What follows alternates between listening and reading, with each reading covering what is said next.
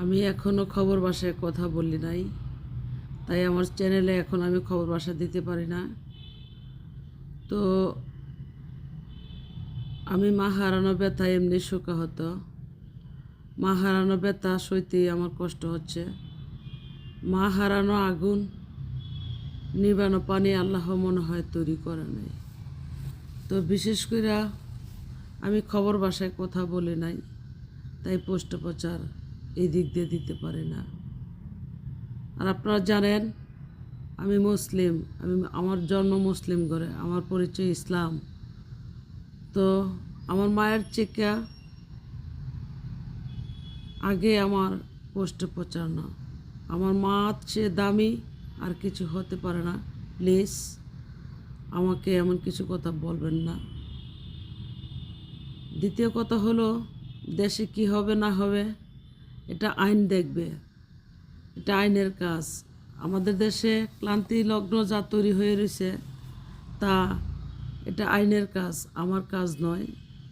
আর আমরা বলতে পারবো, কিছু করার নয়। হ্যাঁ, আমি মতিঝিলের ঘটনা শুনতে পারছি, জানতে পারছি। আমি কোনো পক্ষ বিপক্ষ নিয়ে কথা বলতে চাই না।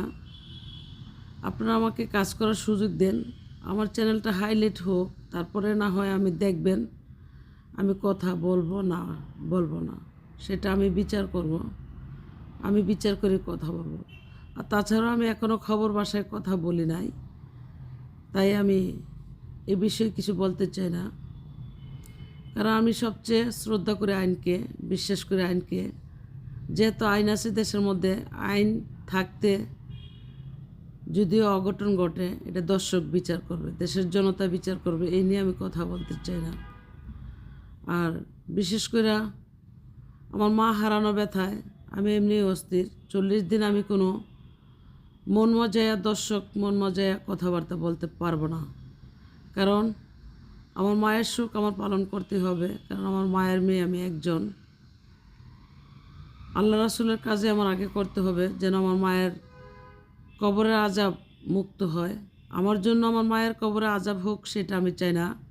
প্লিজ এমন কিছু এসে আমার মেসেঞ্জারে বলবেন না।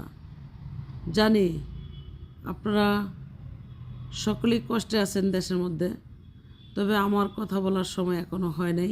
যে সময় হবে সে সময় আমি বলবো, তবে আমি এখন বলার মতো আর অবস্থানে নাই।